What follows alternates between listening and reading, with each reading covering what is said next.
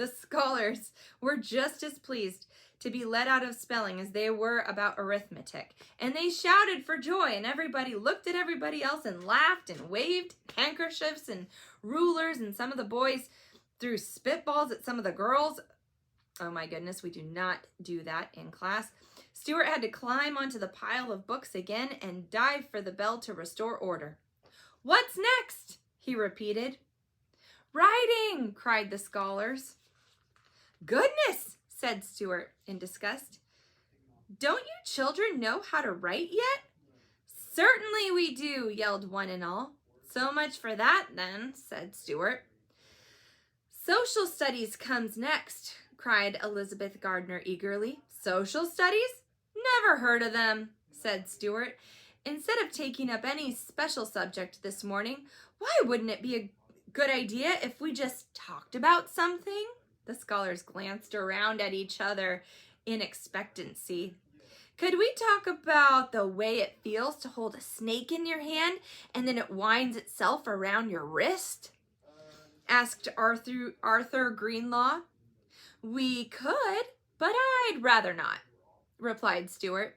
"Could we talk about sin and vice?" pleaded Lydia Lacey. "Nope," said Stuart. "Try again." "Could we talk about the fat woman at the circus and she had hair all over her chin?" begged Isadora Feinberg reminiscently. "No," said Stuart. "I'll tell you. Let's talk about the King of the World." He looked all around the room, hopefully, to see how the children liked the idea. "There isn't any king of the world," said Harry Jameson in disgust.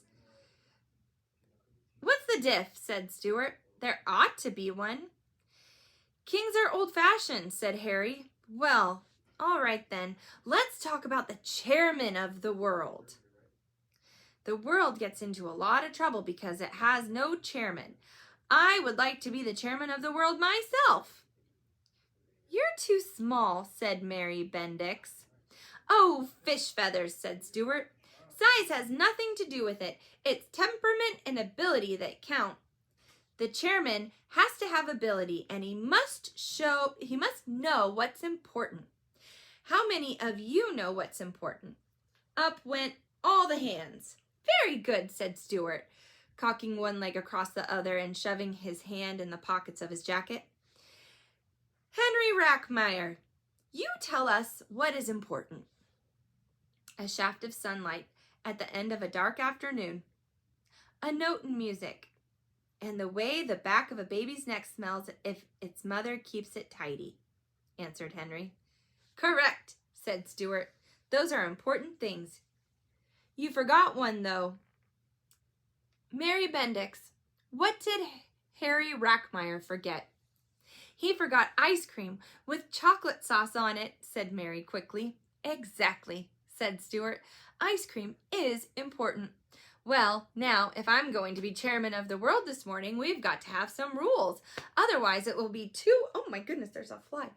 Otherwise, it will be too confusing with everyone running every which way and helping himself to things and nobody behaving. We've got to have some laws if we're going to play this game. Can anybody suggest any good laws for the world?"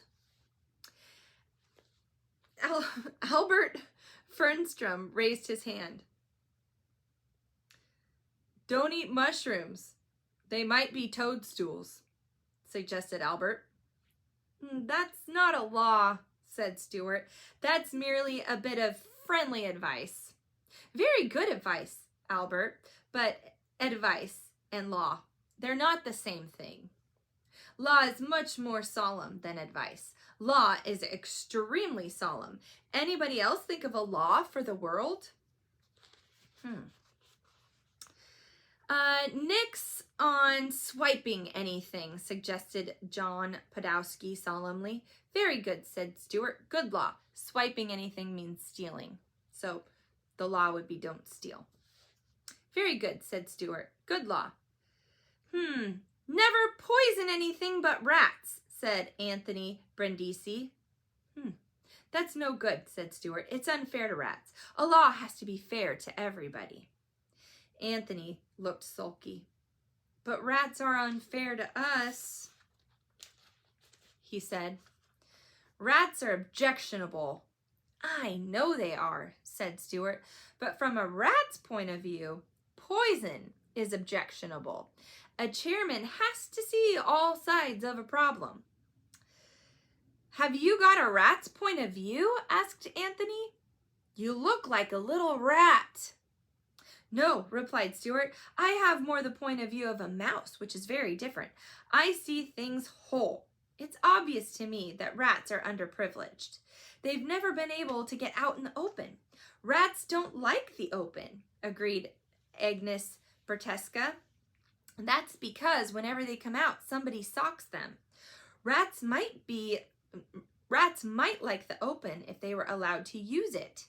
Any other ideas for laws? Agnes Bertesca raised her hand. There ought to be a law against fighting. Impractical, said Stuart. Men like to fight. But you're getting warm, Agnes. No scrapping? Asked Agnes timidly. Stuart shook his head. Absolutely no being mean, suggested Mildred Hoffenstein. Very fine law, said Stuart. No being mean. When I am chairman, anybody who is mean to anybody else is going to catch it. That won't work, remarked Herbert Prendergast. Some people are just naturally mean. Albert Fernstorm is always being mean to me. I'm not saying it'll work, said Stuart. It's a good law, and we'll give it a try. We'll give it a try right here and now. Somebody do something mean to somebody. Harry Jameson, you be mean to Catherine Stableford. Wait a minute now. What's that you've got in your hand, Catherine? It's a little tiny pillow stuffed with sweet balsam. Does it say, for you I pine, for you I balsam on it? Yes, said Catherine. Do you love it very much? Asked Stuart. Yes, I do, said Catherine. Okay, Harry, grab it and take it away from her. Harry ran over to where Catherine sat, grabbed the little pillow from her hand, and ran back to his seat while Catherine screamed. Now then, said Stuart in a fierce voice. Hold on, my good people, while your chairman consults the book of rules. He pretended to thumb through a book. Here we are, page 492. Absolutely no being mean. Page 560. Nix on swiping anything. Harry Jameson has broken 2 laws. The law against being mean and the law against swiping. Let's get Harry and set him back before he becomes so mean people will hardly recognize him anymore. Come on! Stuart ran for the yardstick and slid down like a fireman coming down a pole in a firehouse. He ran toward Harry, and the other children jumped up from their seats and raced up and down the aisles and crowded around Harry while Stuart demanded that he give up the little pillow. Harry looked frightened, although he knew it was just a test. He gave Catherine the pillow. There, it worked pretty well, said Stuart. No being mean is a perfectly good law. He wiped his face with the handkerchief, for he was quite warm from the exertion of being chairman of the world. It had taken more running and leaping and sliding than he had imagined. Catherine was very much pleased to have her pillow back. Let's see that little pillow a minute, said Stuart, whose curiosity was beginning to get the better of him. Catherine showed it to him. It was about as long as Stuart was high, and Stuart suddenly thought what a fine, sweet-smelling bed it would make for him. He began to want the pillow himself. That's a very pretty thing, said Stuart, trying to hide his eagerness. You don't want to sell it, do you? Oh, no, replied Catherine. It was a present to me. I suppose it was given to you by a boy you met at the lake last summer, and it reminds you of him, murmured Stuart dreamily. Yes, it was, said Catherine, blushing. Ah, said Stuart, summers are wonderful, aren't they, Catherine? Yes, last summer was the most wonderful summer I have ever had in all my life. I can imagine, replied Stuart. You're sure you wouldn't want to sell that little pillow? Catherine shook her head. Don't know as I blame you, replied Stuart quietly. Summertime is important. It's like a shaft of sunlight. Or a note in music, said Elizabeth.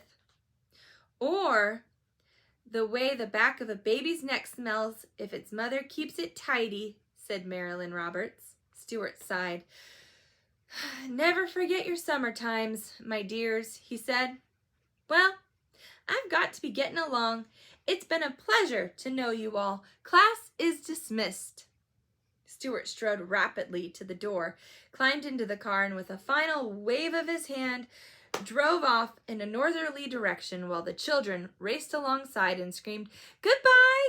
Goodbye! Goodbye! They all wished they could have a substitute every day instead of Miss Gunderson. And that is the end of chapter 12. Chapter 13 is coming right up. I wonder where Stuart Little will end up next and what type of adventure he'll have next. Thanks for reading along.